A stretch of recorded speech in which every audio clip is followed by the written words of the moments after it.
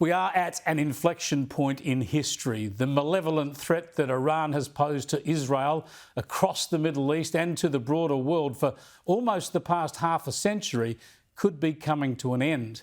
The current war involves only Israel and Iran, of course, after Israel responded militarily to the terrorism from Iran's proxies, direct attacks from Iran, and the looming catastrophic threat of Iranian nuclear weapons. But of course, Israel has a great and powerful ally in the United States, and Iran has close links with Russia. The Iranian regime is odious enough of itself. It's an extremist Islamic dictatorship where women are arrested on the streets for not wearing a veil appropriately and have died in custody, where others are jailed for daring to dance, and where people are executed in their hundreds every year, including for alleged political crimes opposing the regime. But aside from these human rights violations, Iran exports terrorism across the Middle East and the world. It's held foreigners as hostages dating right back to the Islamic Revolution and the US embassy disgrace, and it's allegedly backed assassination plots against the US president. And all along, a succession of Iranian religious and political leaders have promised to obliterate Israel from the face of the earth. Ahmadinejad told an audience that, quote, this origin of corruption will soon be wiped off the earth's face. Ahmadinejad also called the U.S. a satanic power that, with God's will, would be annihilated. My point of view is that the Zionist regime is the manifestation of racism. Death to America, death to Great Britain, death to Israel, death to the hypocrites. The hypocrites meaning the MEK, and finally death to Israel. لعنت خدا بر رژیم غاصب صهیونی است.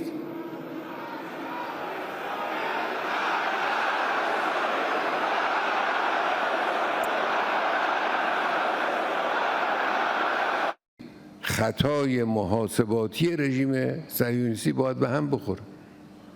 اینا دچار خطای محاسباتی هم نسبت به ایران. قدرت و توانایی و ابتکار و اراده ملت ایران رو هنوز درست نتوانستن بفهمن. این رو ما باید به اینها بفهمونیم.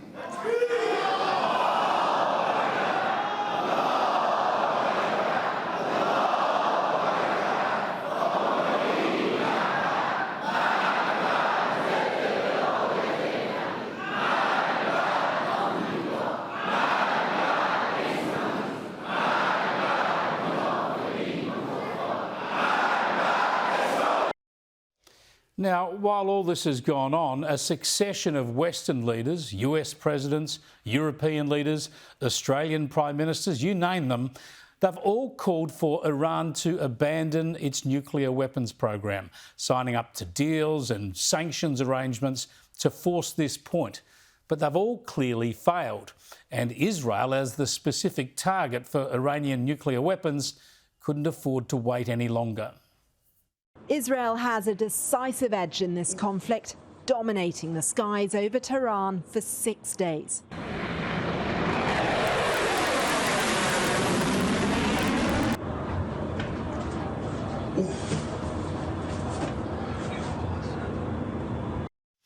Complicating the situation is the way Iran has become increasingly entangled in the emerging and worrying axis between China, Russia and North Korea. Donald Trump has been consistent on this issue for many years. Believe me, Iran will never have a nuclear weapon, that I can tell you. Most importantly, the United States and Israel can declare with one voice that Iran must never be allowed to possess a nuclear weapon, never, ever. Reaffirm that Iran must never be allowed to obtain, under any circumstances, a nuclear weapon. In order to ensure, the other big move, the Iranian regime never obtains nuclear weapons. A regime with this track record must never be allowed to possess a nuclear weapon. Iran will never have a nuclear weapon.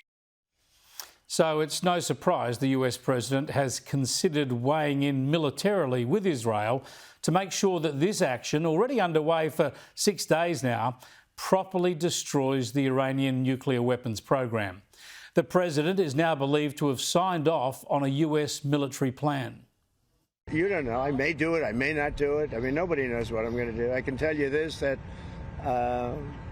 Iran's got a lot of trouble, and they want to negotiate.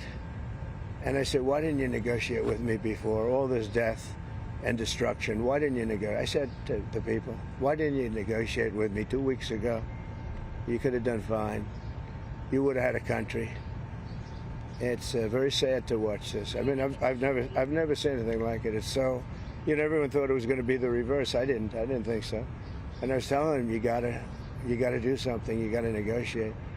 And at the end, last minute, they said, no, we're not going to do that, and they got hit. And so we wait to see the exact nature of US action. It could happen any time, most likely at night. So given it's morning in the Middle East now, the tension's likely to build in coming days. If the US military action goes ahead, there are a number of ramifications we need to consider. First, Israel will breathe a sigh of relief. The nuclear threat that's hung over it from a country religiously obsessed with its destruction will be gone.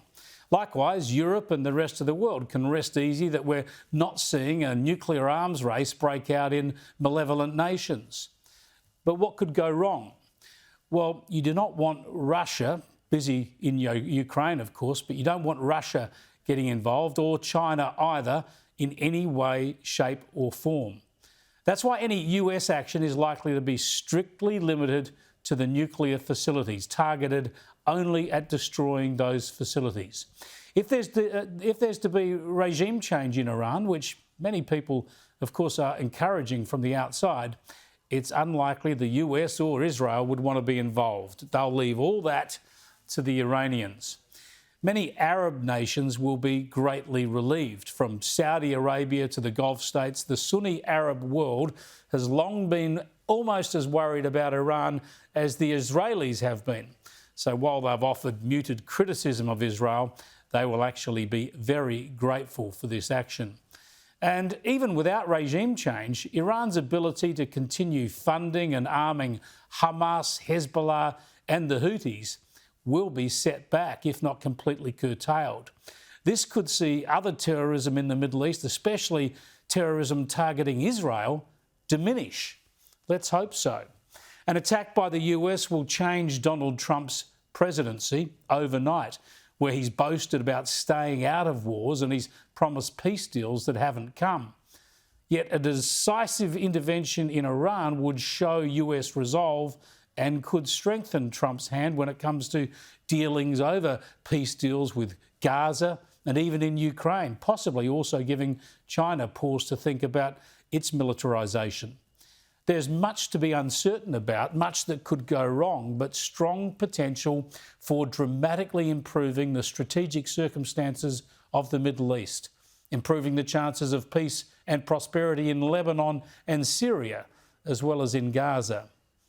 But there's one very important domestic point that I want to make about Australia. Australia should have supported Israel throughout this process, from the moment Iranian-funded Hamas terrorists unleashed the atrocities of October the 7th, right through the Iranian-funded rocket attacks from Hezbollah in Lebanon and Syria, and from the Houthis in Yemen.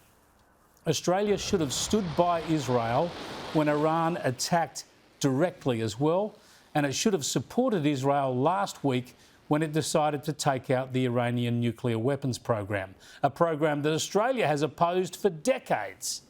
But instead, Australia has spent the past 20 months demonising Israel, voting against it at the United Nations, banning former ministers from visiting, banning reasonable commentators from visiting, sanctioning government ministers, and not even calling out the outrageous warrants from the International Criminal Court.